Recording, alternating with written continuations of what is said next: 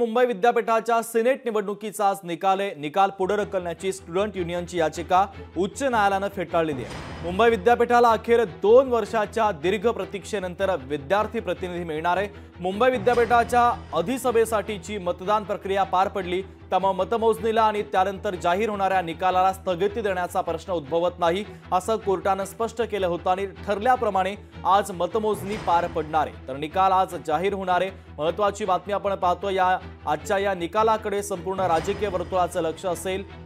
मुंबई विद्यापीठाच्या सिनेट निवडणुकीचा आज निकाल आहे। दरम्यान या संदर्भात अंबादास दानवे यांची प्रतिक्रिया समोर आलेली आहे, पाहूयात। पूर्णच्या पूर्ण जागा युवा सेना मान्य आदित्यजी ठाकरे साहेबांच्या नेतृत्वाखाली पॅनल निवडून येणार आहे। संध्याकाळी मला भेटा, पूर्ण 10 जागा आमच्या निवडून येणार आहे, कारण या निवडणुका होऊ नये म्हणून सातत्याने प्रयत्न केले। शेवटी सर्वोच्च न्यायालयाला त्याच्यात हस्तक्षेप करावा लागला, त्यावेळेस त्या निवडणुका होतात, कारण यांच्या मनात भीती होती निवडणुका घ्यायला हे घाबरतात।